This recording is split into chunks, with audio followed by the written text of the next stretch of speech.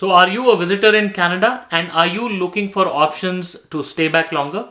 Is a visitor extension on your mind, or a work permit or a study permit on your mind, or could be business investment as well?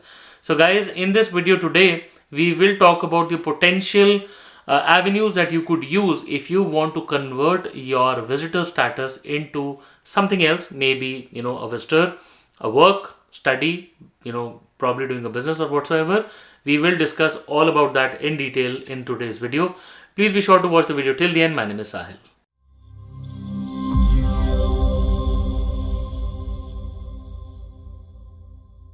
Guys, welcome back once again. My name is Sahil and I'm a regulated Canadian immigration consultant and I practice here in Ontario. My office is here.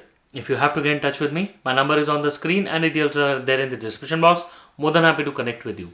Before we proceed any further, please make sure that you hit the subscribe button and the bell icon, because we talk a lot about Canadian immigration. And if you are an aspirant of moving to Canada, then this is a channel that you must be subscribed to all the time. So guys, right off the bat, a lot of people come to us and ask us a very basic question that Sahil, we are in Canada on a visitor status, or we have a visitor visa, we want to come to Canada on a visitor status, and we want to convert this into something else, for example a work permit or a study permit, and we don't know what to do. Please guide us, let us know what can be done in terms of converting a visitor visa into a work permit or a study permit inside Canada while you're here within the borders of Canada. So guys, I personally think there are 4 possible options once a person enters Canada on a visitor status. I'm not talking about people who are here already.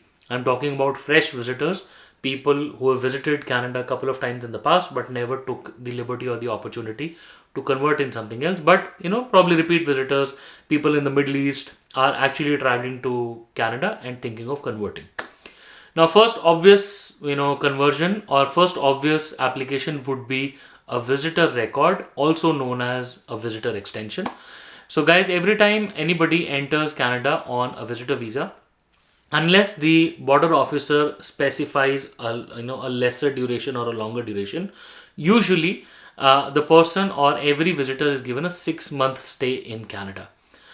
People can go ahead and extend that to another 6 months or longer if they want, but there has to be a valid reason that has to be given.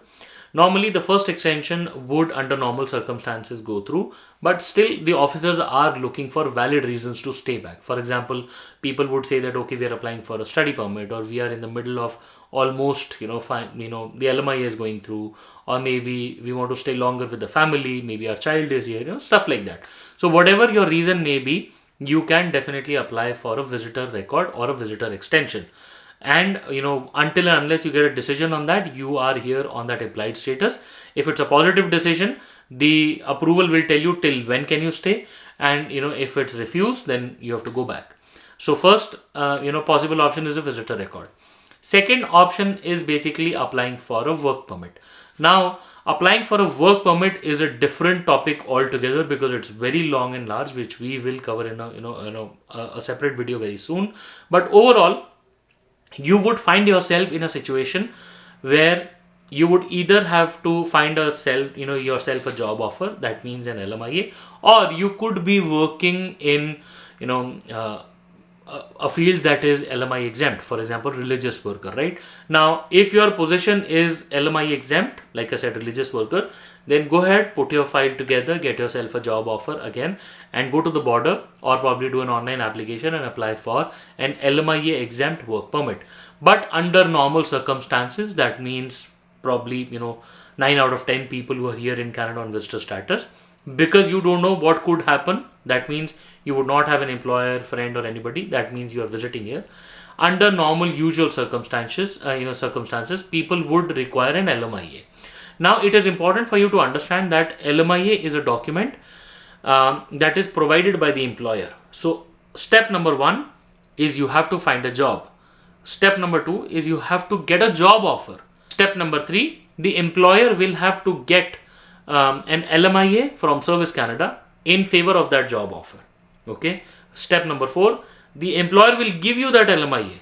And final step, you take that LMIA, apply for a work permit. You can apply it, on the border or online, depending about on what your circumstances. But these are the steps in order to convert from visitor to a work permit. Last but not the least, there is an option to apply for a study permit as well.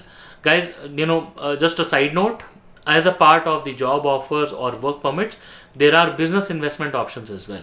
So, categories like C10, C11, or simple investments, and then applying for a work permit based on your own business. So C10, something like a significant benefit, or maybe self-employed.